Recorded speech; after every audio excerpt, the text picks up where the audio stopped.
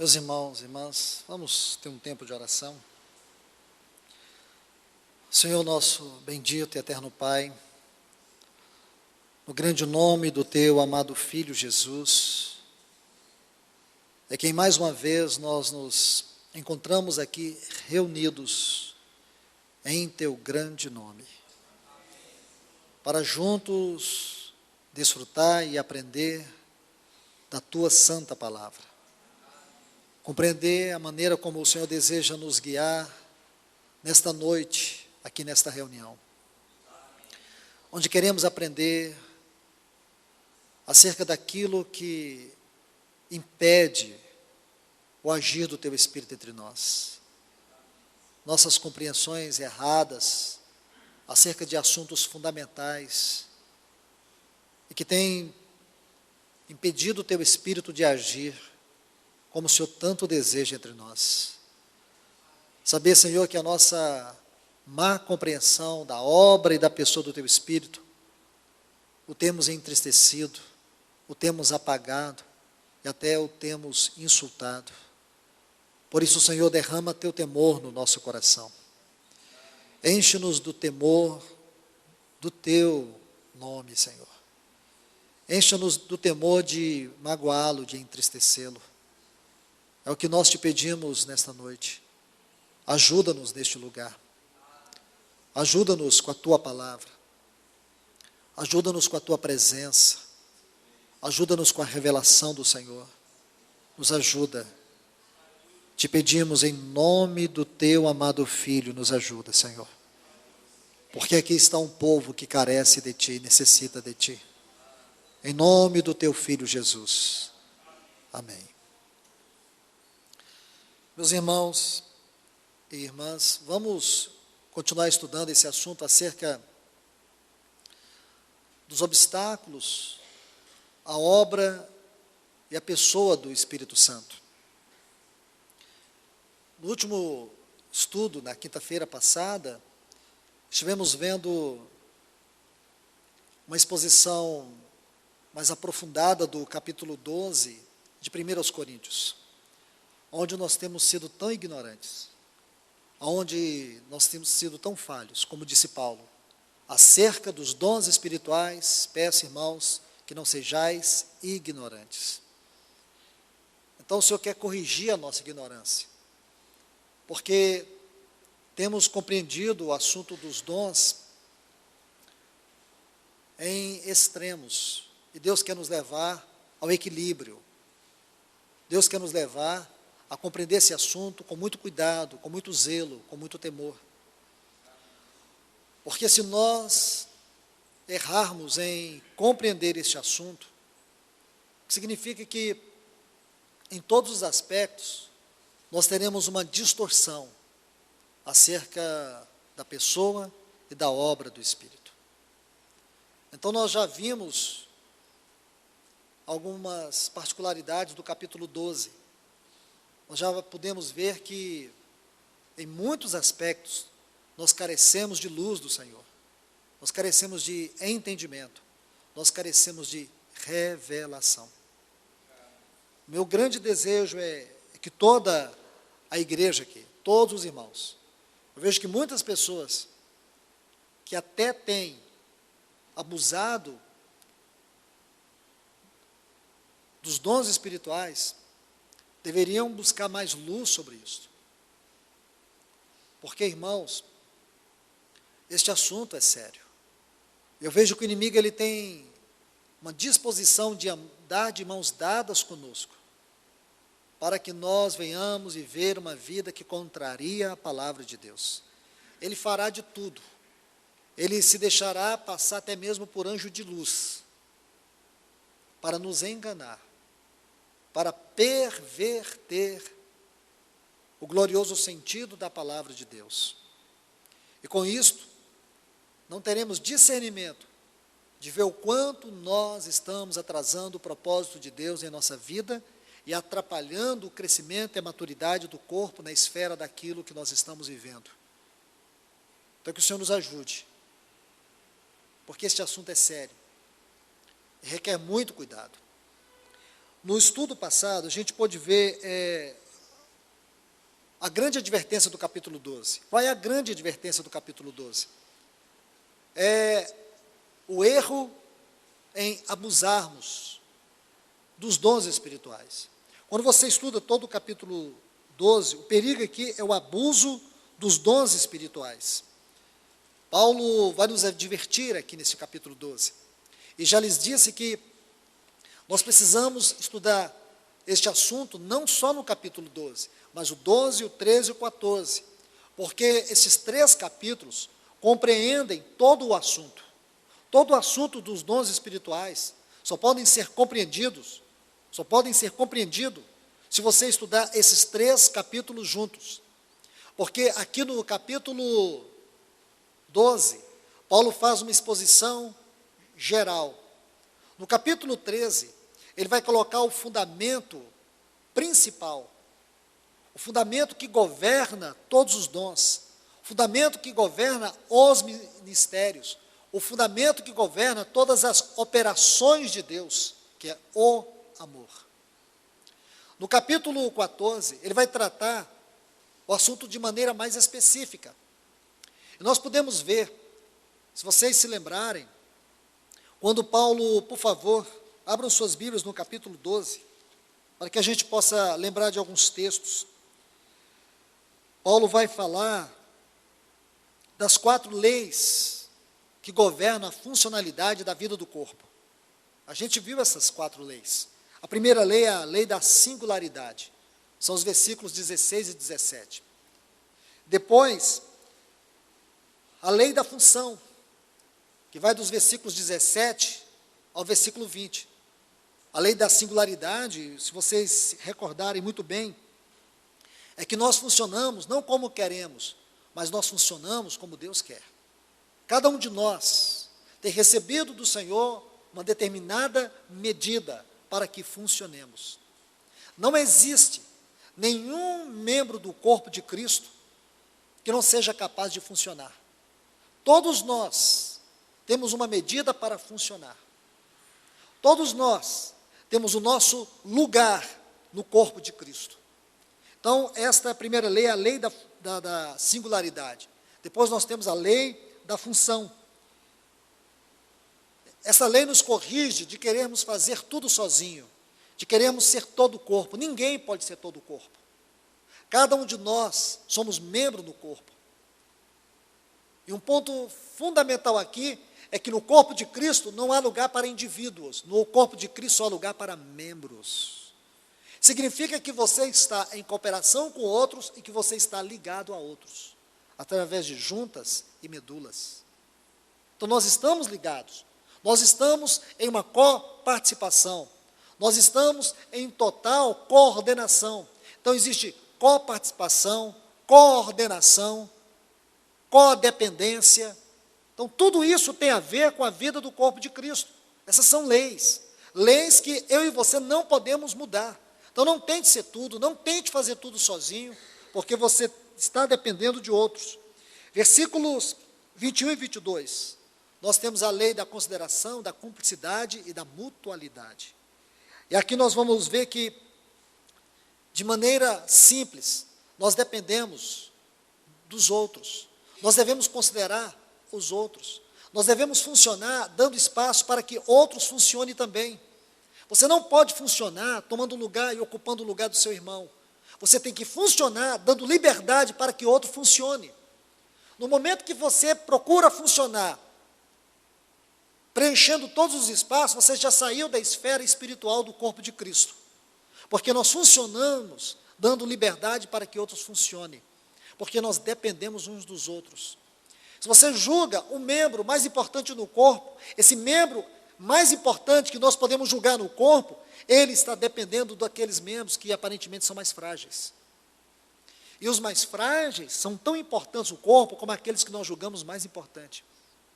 Alguns membros do nosso corpo, eles estão aparentes e eles são visíveis, mas eles não são mais importantes do que aqueles membros que nós não somos capazes de ver. Então, tudo isso são leis que nos governam. Nós precisamos considerar, nós precisamos cooperar. nós precisamos entender que há um espírito de cumplicidade na vida do corpo. Porque se um membro sofre, todos sofrem. Se um membro é honrado, todos os membros são honrados. E toda a honra do corpo não visa o corpo, toda a honra do corpo visa o cabeça, que é Cristo. E versículo 24, 25, nós temos a lei da comunhão. E esse é um ponto tão importante aqui, irmãos, porque o capítulo 13, ele desemboca de maneira gloriosa para tratar disto. Bom, então esses foram os assuntos da reunião passada. Isso significa que no corpo não pode ter divisão. Toda divisão no corpo é maligna. O que significa divisão? Espiritualmente falando, significa em você não viver de forma coordenada a vida no corpo de Cristo. Irmãos, desde que eu e você não estamos vivendo a realidade, a plenitude, a singularidade daquilo que é o corpo de Cristo, já é uma divisão. Nós podemos colocar divisão em várias formas, em várias esferas, em vários níveis. Podemos designar divisões assim, por denominações, por nomes, por doutrina, por tantas outras coisas, por homens. Nós podemos colocar tudo isso como divisão. E na verdade é. Mas podemos rejeitar tudo isso. Não estamos aqui reunidos em torno de homens, não estamos reunidos em torno de doutrina, não estamos reunidos aqui em termos de denominação. Podemos abrir mão de tudo isto e ainda continuar divididos. Porque se no corpo nós não funcionamos, governados por essas 4 leis, não temos no nosso coração o temor de andar em conformidade com a palavra de Deus, já estamos incorrendo na divisão. Podemos falar, irmãos, nós somos pela unidade. Falar é uma coisa, viver é outra. Na vida cristã, entre falar e viver não pode haver nenhuma diferença, porque o viver deve ser a prática do falar. Nós não padecemos tanto de estudar a Bíblia. Nossa grande crise é em viver a palavra de Deus. Então, meus irmãos e irmãs, vamos prestar atenção em tudo isso. Depois de ver esses detalhes, o objetivo maior destes 3 capítulos é tratar acerca dos dons de inspiração. Paulo, ele vai fazer uma exposição dos dons do Espírito de maneira geral no capítulo 12. Os dons que revelam, que é a palavra da sabedoria, a palavra do conhecimento e discernimento de Espírito. Depois os dons de poder, que é operações de maravilha, dons de cura e dom da fé. E depois os dons de inspiração, variedade de línguas, interpretação e profecia. Esses são os dons de inspiração. E dentre esses 9 dons, você vai observar que a grande ênfase de Paulo, tanto no capítulo 12, como no capítulo 13, e também no 14, a grande ênfase de Paulo é acerca desses dons de inspiração. Por isso, o nosso entendimento do capítulo 13 e 14 é fundamental para entender esses dons. Porque, irmãos, nós temos que observar que o desígnio, o objetivo dessa carta que Paulo escreveu aos Coríntios, era com a intenção absoluta de corrigir os abusos quanto às questões práticas da igreja. Desde o primeiro capítulo, quando ele vai dizer que ele havia escrevido esta carta por causa daquelas informações que ele obteve dos da casa de Cloé. E baseado nessas informações, Paulo teve entendimento pelo Espírito de Deus que ele deveria escrever esta carta com duras advertências. Esta é uma carta de correção. Enquanto a segunda epístola, ele faz uma exposição quanto ao caráter do Evangelho e o testemunho do Senhor. Não é uma apologia do seu ministério, como alguns pensam. Segundo aos Coríntios, ela tem a ver com a dignidade do ministério e o testemunho do Senhor. E o verdadeiro viver prático da igreja. É uma carta rica na exposição prática. E aqui Paulo corrige as questões práticas da igreja de 1 Coríntios, aonde eles estavam falhando, aonde havia excessos, aonde havia abusos. Infelizmente, irmãos, Muitos irmãos têm usado 1 Coríntios para fazer exposições práticas de doutrina. Isso tem causado mas muitos erros da igreja e até divisões. Precisamos do Senhor, do seu Espírito, para que nós sejamos cautelosos no estudo da sua palavra. Então, sabemos que o enfoque aqui é acerca dos dons espirituais, especialmente os dons de inspiração. Versículo 3, do capítulo 12, Paulo diz: por isso, vos faço compreender que ninguém que fala pelo Espírito, eu quero que você tome essa frase, porque ela é importante. O Espírito de Deus afirma, anátema Jesus, maldito Jesus. Por outro lado, ninguém pode dizer, Jesus é o Senhor, senão pelo Espírito. Não é um texto tão simples assim de ser abordado. Porque a chave está nessa frase, fale pelo Espírito. Porque a grande ênfase de Paulo nesses 3 capítulos é sobre os dons da fala, os dons da inspiração. Porque é aqui que ocorrem os grandes abusos. Os grandes abusos não ocorrem nos dons que revelam, não ocorrem nos dons de poder. Os grandes abusos que estavam ocorrendo na igreja de Coríntios eram nos dons de inspiração. Os irmãos não compreenderam o que era variedade de línguas, não compreenderam as interpretações das línguas e nem tampouco o que era profecia.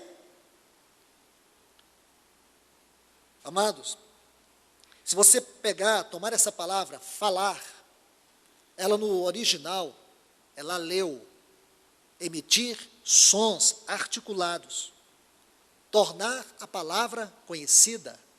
Esse é o significado deste termo no original. E é muito importante a gente poder observar isso.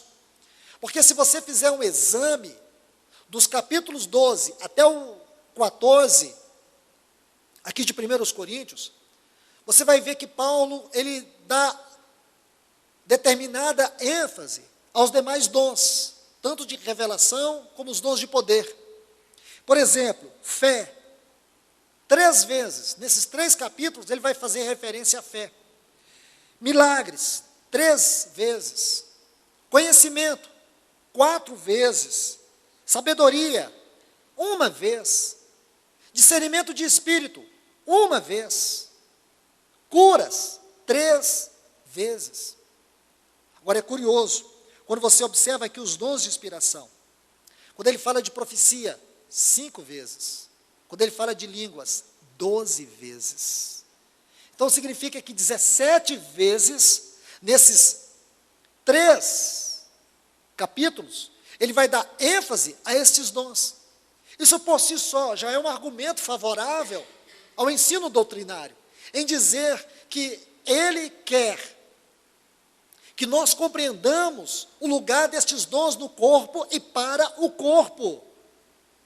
Que o abuso desses dons impede que o Espírito Santo tenha liberdade na sua obra e na sua pessoa entre nós.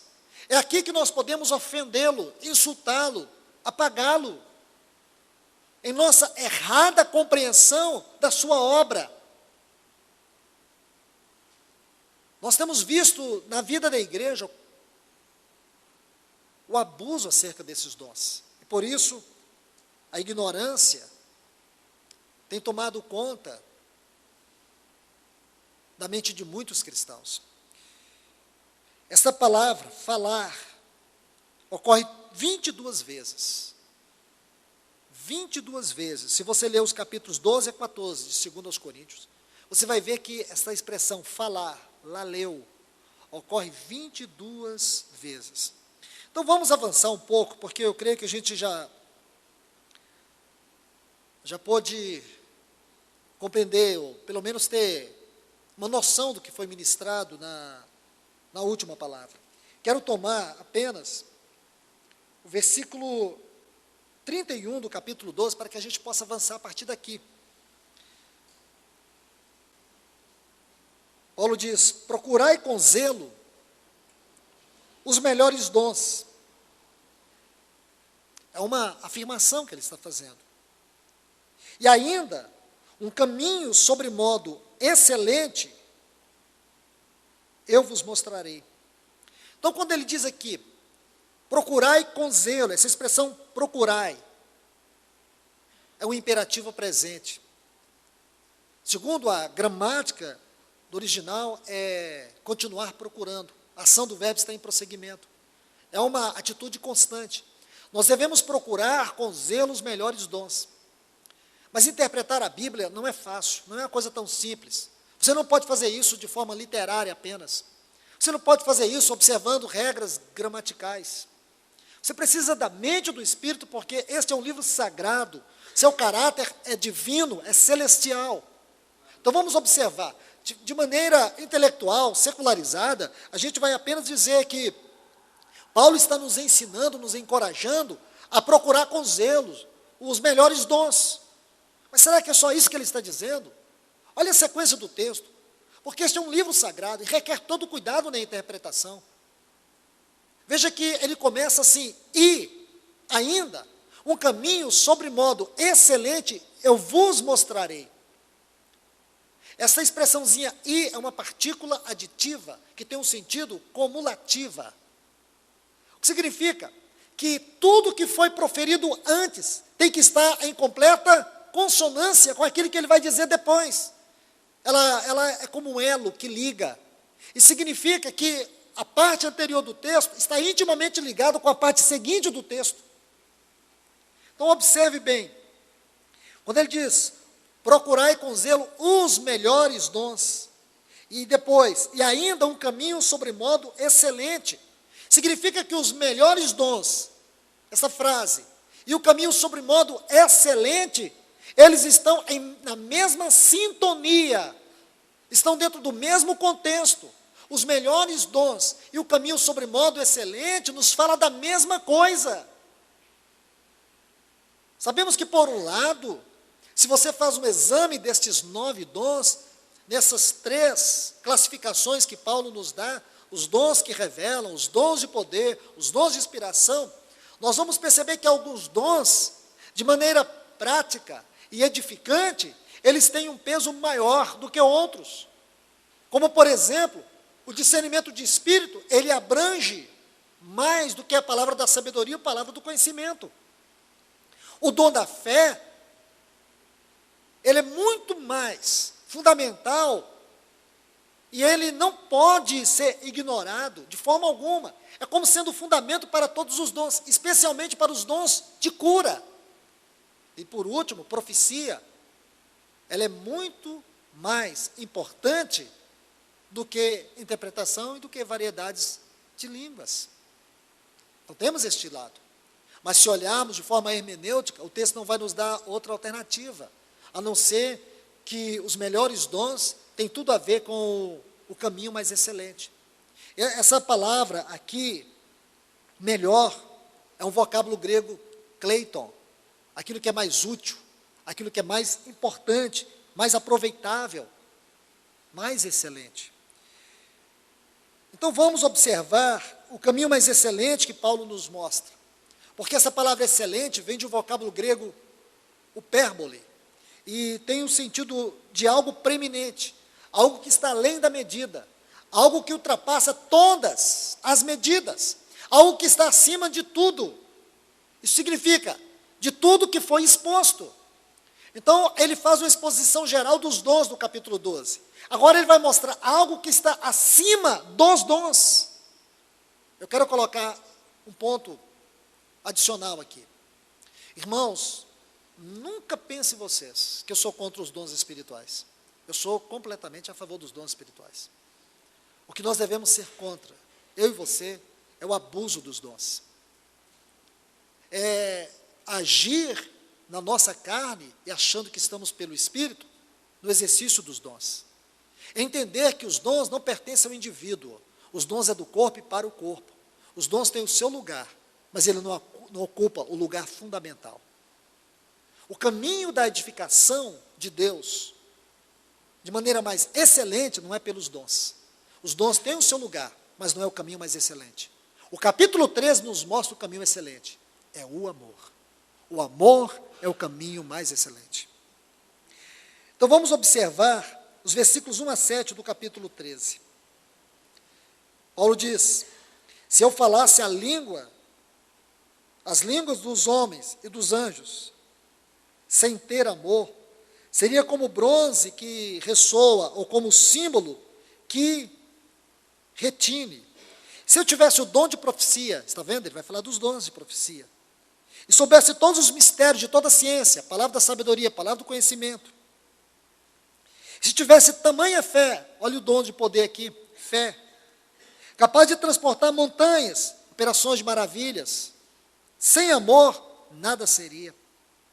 Se repartisse todos os meus bens para dar de comer aos pobres, se entregasse o meu corpo para ser queimado, mas sem ter amor, de nada me servirá. Está vendo aqui versículo 28, quando ele vai falar de outras esferas, de dons, ele vai falar de socorro, de milagres. Está vendo aí? Ajudas, né, no versículo 28. Versículo 4. O amor é paciente, é bondoso, o amor não é invejoso, não é jactancioso, não se envaidece, não faz nada indecoroso, não busca o próprio interesse, não se irrita, não se ressente do mal, não se alegra com a injustiça, mas se regozija com a verdade. Tudo sofre, tudo crê, tudo espera, tudo suporta. Está vendo o que é o amor? Irmãos, você sabe o que significa isso? Algo que a igreja tem negligenciado. Algo que nós não temos dado tamanha ênfase. Aqui você vê qual é o fundamento de dons, de ministérios. Porque Paulo faz uma alusão aos ministérios no versículo 28. Nós já explicamos, eu já expliquei sobre quando ele diz que Deus colocou primeiramente na igreja apóstolos, profetas e assim sucessivamente. Ele vai colocar uma ordem ali, mas não é uma ordem clerical. Não é uma ordem de valores. Mas se você seguir a própria história da igreja, no curso do seu desenvolvimento, segundo o propósito eterno de Deus, foi dessa forma que Deus foi estabelecendo a ordem dos ministérios na edificação da sua casa. Não é que essa ordem se tornou uma forma clerical de ministério, porque isso é satânico e maligno.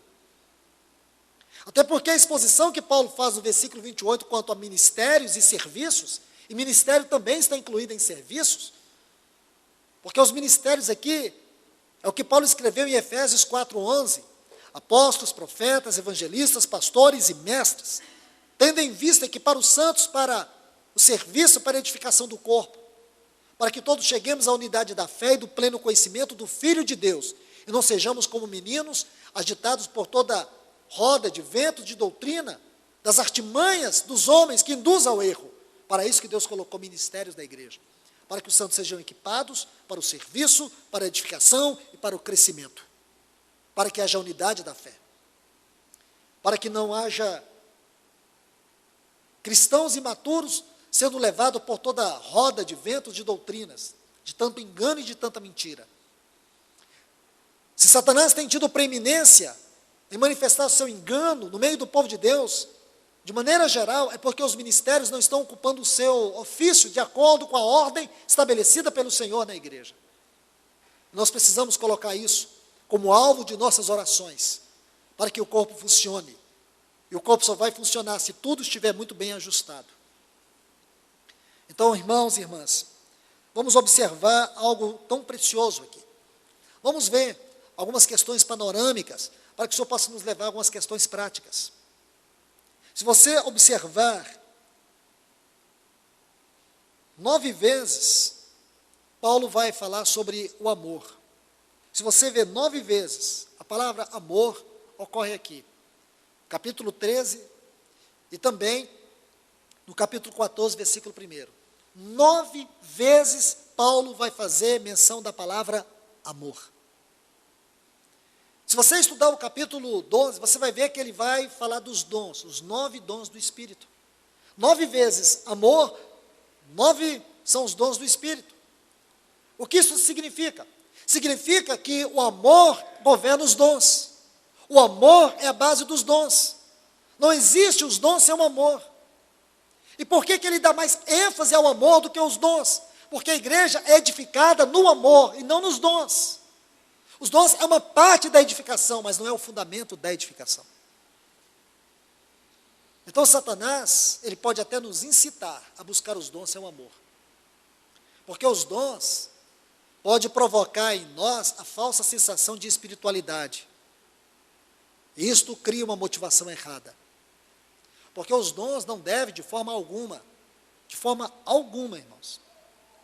Os dons podem ser sinal de espiritualidade. Porque os dons não pertencem ao indivíduo, é do corpo para o corpo. Vamos fazer uma exposição bíblica deste assunto. Vamos começar pela carta que Paulo escreveu aos Efésios. Você sabe que, do ponto de vista da doutrina e da prática, este livro é incomparável. Do ponto de vista da doutrina e da prática, a Epístola aos Efésios é aquilo que possui a revelação mais elevada da doutrina cristã e da prática cristã. Os capítulos 1 a 3 de Efésios nos expõem a doutrina no seu aspecto mais elevado. E os capítulos 4 a 6 nos revela a prática cristã, o chamamento cristão, a vocação cristã, do ponto mais elevado da realidade espiritual. Então vamos aqui olhar o capítulo 3, versículo 17. Paulo fala da seguinte forma: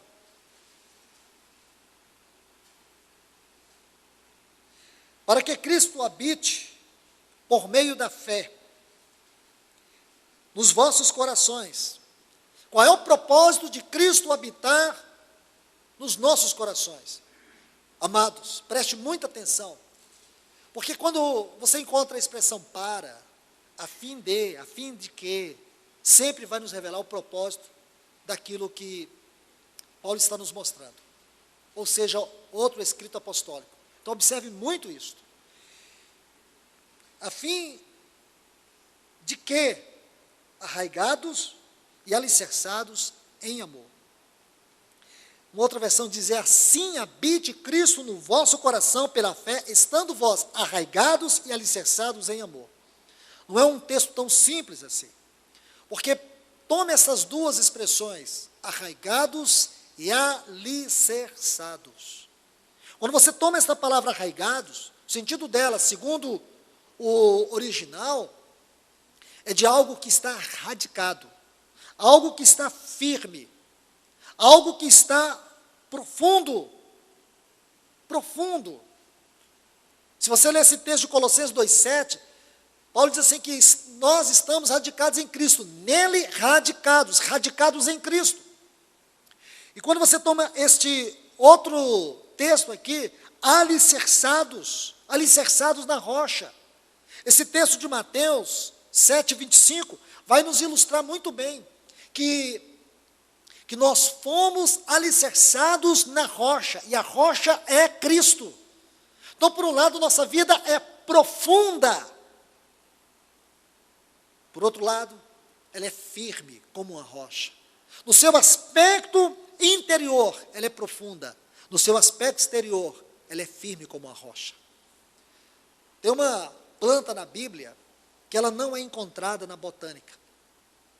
Ela está lá no capítulo 14 do livro do profeta Oséias, quando Deus diz assim: serei para Israel como o orvalho, e ele florescerá como lírio, e as suas raízes como o cedro do Líbano. Essa planta não existe na botânica, só na mente de Deus. Então Deus disse que ele vai ser o orvalho que rega nossas vidas.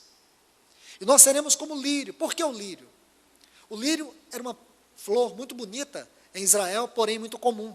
Em todo lugar você encontrava o lírio. Comum, porque nós somos pessoas comuns.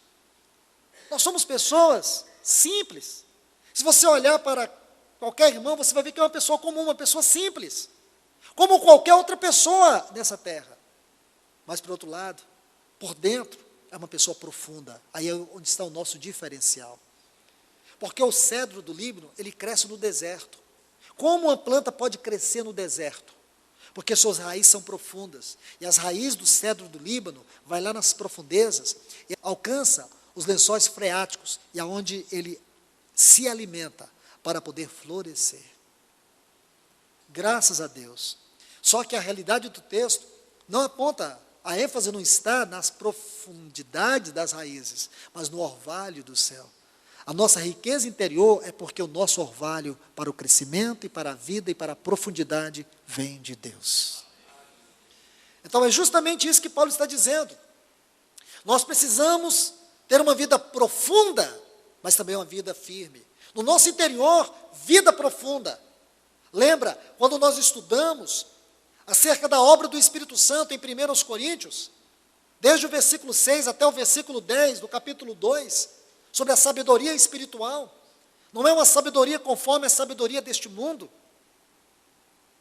Essa sabedoria, ela nos é dada mediante a revelação do Espírito Santo, porque o Espírito Santo é aquele que perscruta as profundezas de Deus, e tudo aquilo que o Espírito Santo perscruta, ele não toma para si, mas tudo que ele perscruta das profundezas de Deus, ele revela para nós. Aquilo que os nossos olhos jamais puderam ver, nossos ouvidos jamais puderam ouvir, aquilo que jamais penetrou no nosso coração, é o que Deus tem preparado para aqueles que o amam. Versículo 10, mas Deus nolas revelou pelo seu Espírito, porque o Espírito a todas as coisas conhece, até mesmo as profundezas de Deus. Da onde vem a nossa sabedoria? Da onde vem o nosso conhecimento? De estudar a Bíblia? Temos que estudar a Bíblia. De fazer seminário? Claro que não. De ler livros? Claro que não. Como nós podemos ter uma sabedoria espiritual? Por que muitos irmãos leem a Bíblia, leem livros, e não conseguem tocar uma sabedoria espiritual? São superficiais na revelação, porque eles têm confiado seu conhecimento, a sua sabedoria, nos seus instintos naturais, nos seus sentidos naturais. Irmãos, não tem nada errado em você ler Bíblia, deve ler sim. Piedosamente, nós precisamos ler a palavra de Deus. Nós temos que ter disciplina com o estudo da palavra, porque a maneira como nós tratamos a palavra é extremamente significativa para a nossa fé, para a nossa prática cristã. Porque é aí que o exercício espiritual entra em ação. Porque agora você tem que entender que este é um livro sagrado, requer zelo, requer cuidado, requer temor ao estudá-lo, porque você está tocando uma palavra escrita, mas essa palavra escrita, ela tem um propósito, é te levar a palavra viva, e a palavra viva você só pode tocar mediante a obra do Espírito Santo em você. Então, por um lado, nós temos aqui as profundezas de Deus. Se nós lemos Efésios capítulo 3, a partir do versículo 5, quando Paulo está falando do mistério que lhe foi dado conhecer mediante o Espírito Santo. Aí o versículo 8, ele vai falar das insondáveis riquezas de Cristo. Se você for lendo mais embaixo, ele vai falar do mistério da economia de Deus. Depois ele vai falar da multiforme sabedoria de Deus. E no versículo 11, ele vai falar do propósito de Deus em Cristo Jesus. Então, o mistério da economia de Deus, a multiforme sabedoria de Deus e o propósito eterno de Deus em Cristo, tudo isso compreende todo o conteúdo das insondáveis riquezas de Cristo. Então, por um lado, nós temos que ter uma vida que toque as profundezas de Deus. Por outro lado, nós temos que ter uma vida que toque as insondáveis riquezas de Cristo. Mas como podemos fazer isto? Por nós mesmos? Não. Paulo vai dizer no versículo 5, mediante o Espírito de Deus. Paulo vai dizer no versículo 10 de 1 Coríntios, capítulo 2, mediante o Espírito Santo de Deus. Nós dependemos dele para ter uma vida profunda. Então isso significa ter uma vida arraigada em Cristo Jesus. Essa vida no seu interior, ela tem que ser profunda, mas no seu exterior ela tem que ser firme. Agora, qual é a palavra que caracteriza esta profundidade e esta firmeza? Amor. Como você sabe que o irmão, ele é profundo? No seu amor. Como você sabe que o irmão é firme? No seu amor. Você quer conhecer a firmeza espiritual de uma pessoa? Veja se ele verdadeiramente ama. Você quer conhecer uma pessoa profunda espiritualmente? Veja se verdadeiramente ele ama. Não é os dons que definem a profundidade de uma pessoa, é o amor. Não é os dons que caracterizam a firmeza de uma pessoa, é o amor. Veja quantas vezes Paulo trata dos dons em Efésios. Nenhuma, a não ser dos ministérios. E por que nós não damos ênfase ao amor? Por que nós não pedimos, Senhor, dá-me do teu amor, derrame o teu amor em meu coração? Como está em Romanos 5,5, que o amor de Deus foi derramado em nosso coração pelo Espírito que nos foi outorgado. Irmãos, a questão do amor na Bíblia é uma das questões mais profundas da prática cristã. Esse amor, ele começa desde a tua casa, desde os teus primeiros relacionamentos, esposa, filhos, irmãos. Aí você fala, mas não começa em Deus? É fácil dizer que ama a Deus quando você não consegue amar nem a tua esposa, nem os teus filhos, porque ele vira um amor religioso e teórico. Sabe aonde está a expressão e a disposição do nosso amor a Deus? Está nos nossos relacionamentos. Aí você pensa que Deus vai colocar um cônjuge perfeito para você? Você pensa que Deus vai colocar irmãos que te bajulam, que ficam te aplaudindo? Ele vai colocar irmãos que denigrem você. Ele vai colocar pessoas difíceis na tua vida. Pessoas que andam na contramão do que você vive. Aí você vai querer se justificar, condenar, acusar. Mas cadê o amor? Entende? Irmãos, olhe para João capítulo 13. Olha o exemplo do nosso Senhor.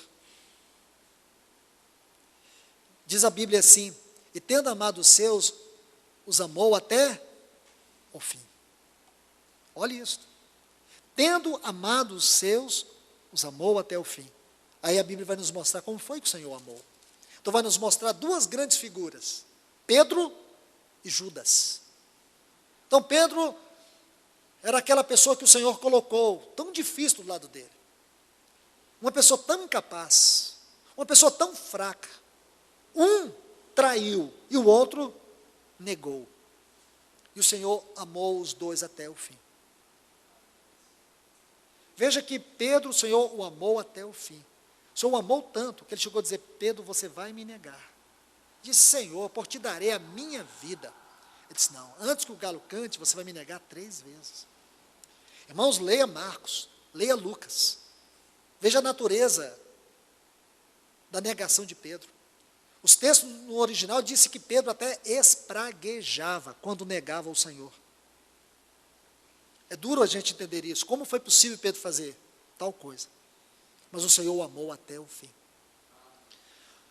Quando o Senhor Jesus sentou com os seus discípulos, ele fez uma prática da cultura judaica, que era honrar uma pessoa numa refeição, durante uma ceia, que era molhar um pão e colocar na boca de uma pessoa. O anfitrião fazia isso para dizer para todas as pessoas, que dentre todas as pessoas que estavam com ele à mesa, aquela era a pessoa que ele estava honrando. E naquela noite, o Senhor molhou o bocado de pão e colocou na boca de Judas. Quando o Senhor disse que amava Judas, ele o amou até o fim. Estão vendo? Por isso que quando ele levantou para trair o Senhor, para vender o Senhor, ninguém suspeitava que Judas pudesse fazer aquilo, porque ninguém foi tão amado naquela noite como Judas. O Senhor disse, Judas, o que tiver para fazer, faze-o depressa. Então eles jamais poderiam suspeitar que Judas foi negociar, vender o Senhor, que tanto o amava. O Senhor é o nosso exemplo, irmãos. Então olhe para cada pessoa difícil na tua vida. Olhe para cada pessoa que você tem vontade de esganar ela. Olhe para cada pessoa que o diabo incita você a odiá-la. Então veja que essas pessoas Deus colocou para derramar o amor dele no teu coração, para você amá-las. Sabe por quê? É assim que você e eu seremos edificados. Você pode olhar em volta, dentro da sua casa, fora dela, amigos, vizinhos, e tantas circunstâncias, tantas coisas, tantas pessoas que se levantam contra você. E você vai ver que cada uma delas finda sendo uma dádiva de Deus, para que a cruz trabalhe em nós de maneira mais profunda. Irmãos, é nessa hora que a nossa carne é estraçalhada. Quando você se vê cheio de justiça, quando você se vê tão certo, você não cometeu erro nenhum, por que você está passando isso? Por que essa pessoa está fazendo isso com você? Mas um dia você vai compreender que essa pessoa foi uma grande dádiva de Deus para quebrantar o teu coração, para te esmagar mais e mais, para mostrar que você não é nada, que você é tão dependente do Senhor e que o amor dele está no teu coração, te capacitando a amá-la mais e mais para a glória de Cristo Jesus. Então, irmãos, irmãs, vamos para o capítulo 4 de Efésios. Aqui Paulo está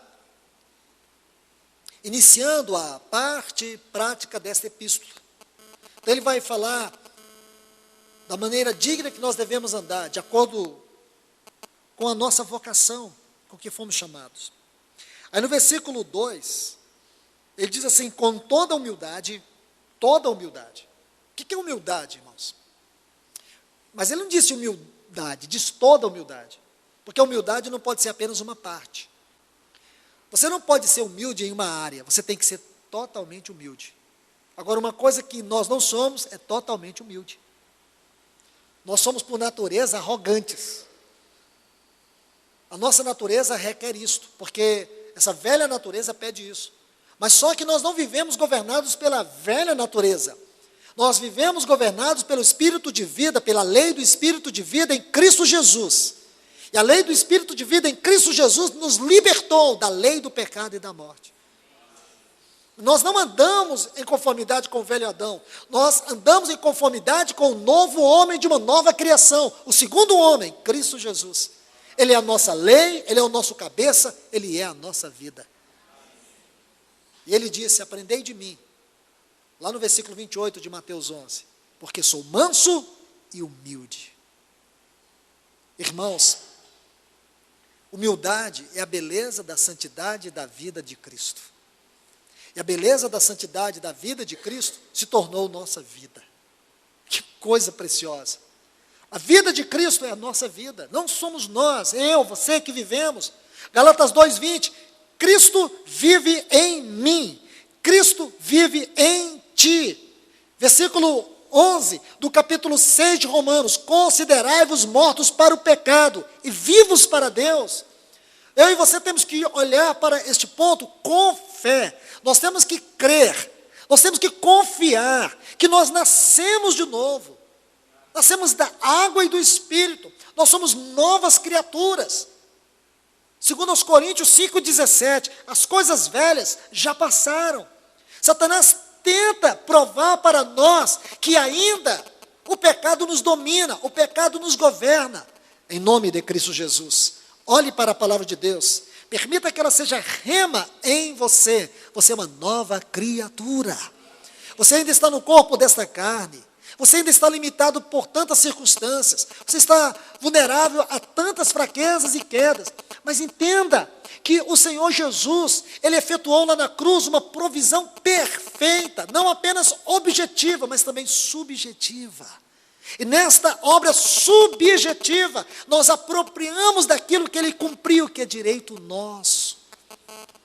E que isso possa nos governar, que isso possa nos libertar, que isso possa ser vida em nós, porque a humildade dEle é a nossa humildade. Nós não temos como brotar, produzir humildade da nossa natureza. A nossa humildade deriva da vida de Cristo que vive dentro de nós. Então, ele diz, com toda humildade e mansidão.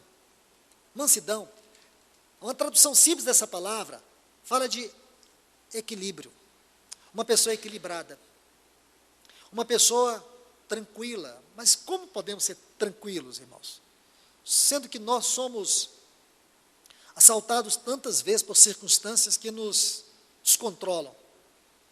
Às vezes acontece aquilo que você nem estava vigiando e já aconteceu. E você se destempera, se descontrola, a ira, a raiva, tantas coisas surgem. Mas, irmãos, se nós queremos viver do modo digno da vocação, nós temos que vigiar. Sabe como você traduz de maneira simples essa palavra vigiar? Mantenha o território. Não perca a esfera espiritual a qual você foi colocado em Cristo Jesus. Não permita amanhecer o dia como um homem carnal, como uma mulher carnal.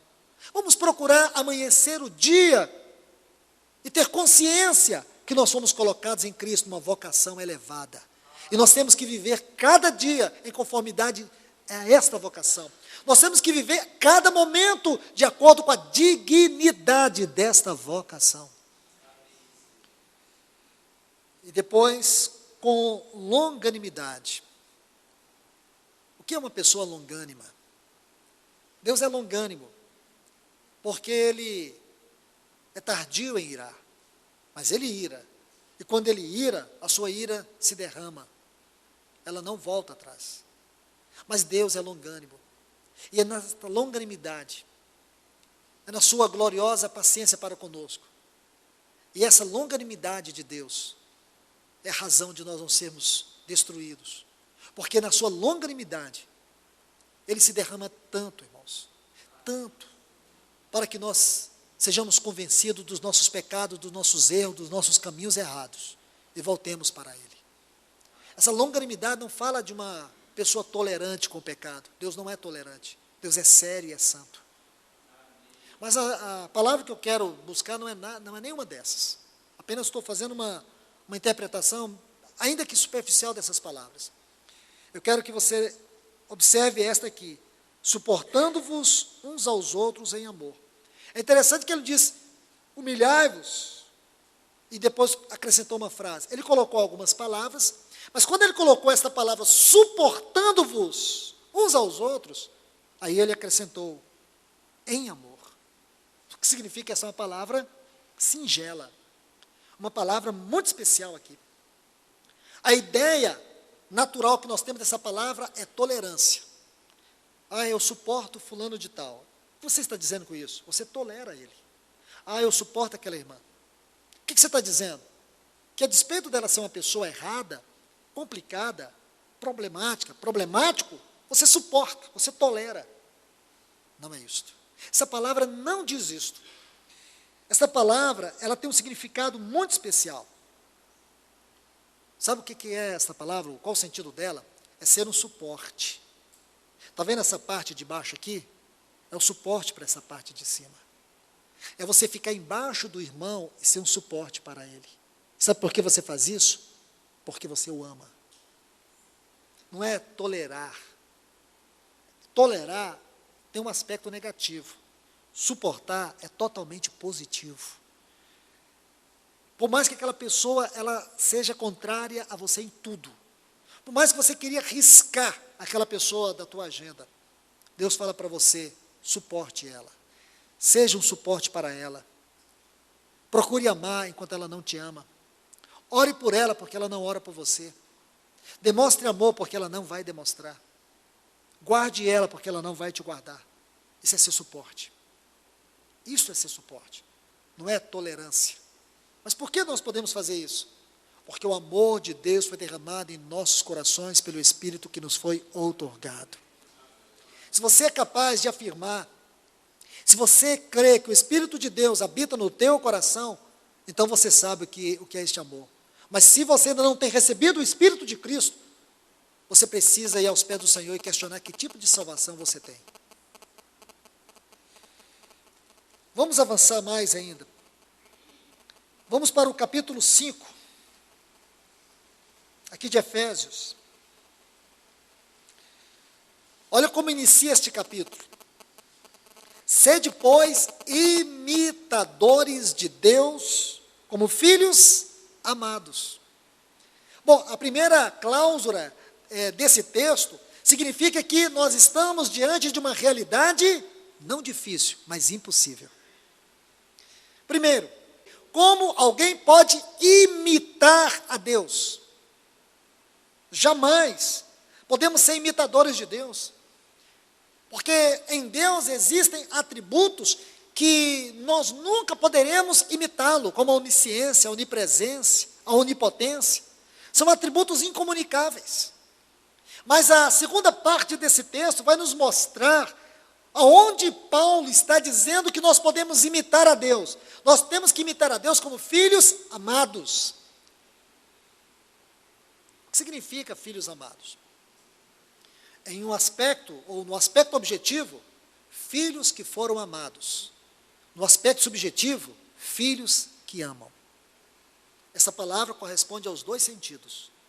Nós fomos amados. Nós amamos porque Ele nos amou primeiro. Nós fomos alvos do seu amor, um amor incondicional, um amor extravagante, um amor indescritível. Agora veja que Paulo vai dizer para nós, como podemos imitar a Deus? Ele diz, e andai. Veja que essa é uma palavra muito importante, porque essa palavra define essa segunda seção da Epístola aos Efésios. Andar é prático. Andai em amor. Olhe bem, como nós podemos imitar a Deus? Andando em amor, porque Deus é amor. E esse é um atributo divino que Deus compartilha conosco. E como nós temos que amar? Aí diz, como Cristo também nos amou. Como foi que Cristo nos amou? Aí tem duas palavras-chave. Ele diz, se entregou a si mesmo por nós, como oferta e sacrifício. Então observe bem, se entregou, agora veja as duas palavras, oferta e sacrifício. A Deus em aroma suave. Então você pode ver, a oferta é o amor, e o se entregou é o sacrifício. Duas palavras-chave aqui. Observe, irmãos, que Paulo colocou aqui de maneira tão didática essas coisas para nós. Então, como podemos imitar a Deus? Andando em amor. E como nós vamos amar? Como Cristo amou. Como foi que Cristo nos amou? Ele se entregou. Como foi que Ele se entregou? Como oferta e como sacrifício. Ele foi uma oferta. Ele foi um sacrifício. A oferta dele foi sacrificial. Não foi uma oferta qualquer. Foi uma oferta que ele teve que dar sua própria vida. Foi uma oferta que ele foi quem sofreu o dano, por isso que ela é sacrificial. E essa oferta sacrificial foi um cheiro suave diante de Deus. Ela agradou a Deus, como aquela oferta de Abel. A oferta de Caim foi baseada na sua força. A oferta de Abel foi baseada na sua entrega, na sua consciência de quem é Deus e qual é o caráter de Deus. Então você vê, irmãos, quão glorioso é esse assunto do amor. Veja a maravilha deste assunto, veja a maravilha deste ensino. Veja que esse capítulo 13, aqui de 1 Coríntios, é um capítulo grandioso. É um capítulo que traz um ensino consistente e fundamental. É o capítulo que nos mostra como que Deus edifica a sua igreja. A edificação pelo amor é muito mais elevada do que a edificação pelos dons. Porque se você ler aqui em 1 Coríntios, o capítulo 13, olha o que Paulo diz. Versículo 8. O amor jamais acaba. Esta é uma proposição fundamental. O amor jamais acaba, mas as profecias cairão em desuso, as línguas cessarão e o conhecimento ficará fora de uso. Porque essas questões na vida da igreja são temporárias. Como um novo convertido, um dia nós fomos, como essas coisas foram importantes na nossa vida, mas à medida que você cresce, à medida que você amadurece, essas coisas não são fundamentais. O exercício, o aprofundamento na prática do amor é muito mais fundamental. Essas coisas não servem na igreja, elas estão lá. Para algumas pessoas, elas serão importantes. Mas chegará o tempo em que o exercício do amor, o aprofundamento na prática do amor, será a característica da maturidade. Então, não sou eu que estou dizendo. É Paulo que está dizendo. Esta é uma outra parte que nós vamos estudar na próxima semana. O lugar e o tempo que os dons ocupam na edificação do corpo. Não podem ser desprezados, mas eles têm o seu lugar. E a grande ênfase não está nos dons, mas no amor. Os dons são importantes, mas o amor é fundamental.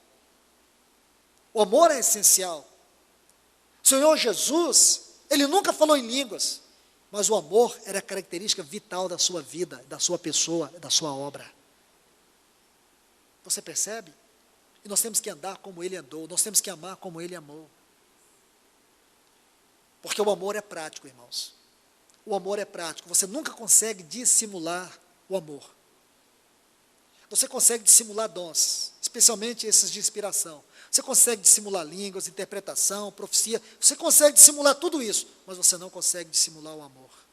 Sabe por quê? O amor é prático. Alguma vez Jesus disse que nos amou? Nunca. Ele disse que Deus amou o mundo de tal maneira. Mas como foi que Ele manifestou o seu amor? Foi lá na cruz e tomou o nosso lugar. Sofreu as nossas penalidades.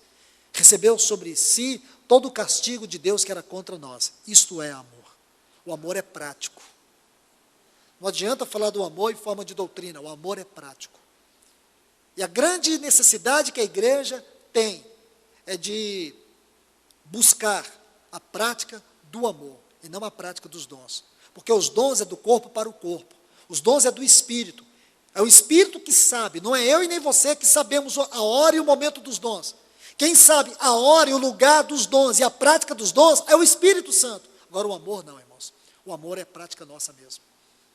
O amor não é o Espírito Santo que diz, ame. Não, você tem que amar. O amor não é uma questão de ter, é uma questão de ser. Porque você diz, eu tenho amor, mas o que isso é prática em você? Quando o Senhor coloca a primeira pessoa problemática na tua vida, você já exclui. Então, isto, irmãos, precisa ser forte na nossa vida. Se fosse o contrário, se fosse para dar ênfase aos dons, eu falo para você, seria muito mais fácil. Buscar os dons é mais fácil. Mas o caminho mais excelente, temos que procurar com zelo os dons, amém, mas os melhores. E qual é o melhor?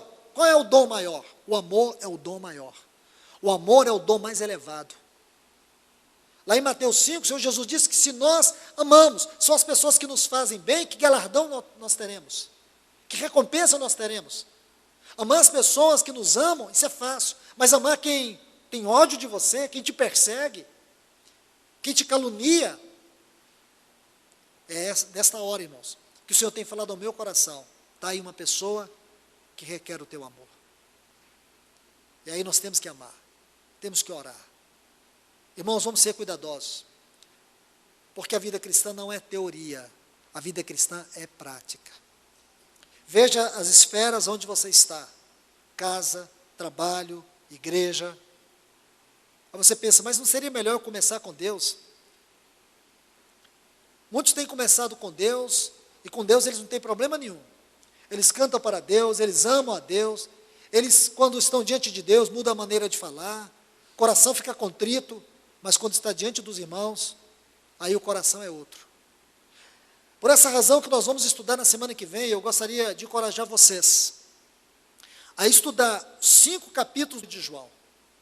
Procure contar quantas vezes tem a palavra amor, amados, nesta epístola. Se você fizer um estudo, você vai descobrir que as 2 grandes palavras deste livro é Deus, 42 vezes, ele vai fazer referência a Deus. E a segunda palavra é amor, 36 vezes. Então vai contando, vê se a minha matemática está correta. Você pode pegar a palavra Senhor, Jesus, Espírito, comunhão, verdade, luz. São palavras-chave desse livro, mas nenhuma outra palavra se compara a essas 2. Deus e amor. Porque lá nesse livro, João vai dizer, Deus é amor. Percebe? Deus é amor. Então, Deus e amor são as 2 palavras com maior ênfase neste livro. E é justamente aí que nós vamos compreender o assunto da edificação por meio do amor. Meus amados, em Cristo Jesus, que Deus os abençoe. Ele continue falando no vosso coração.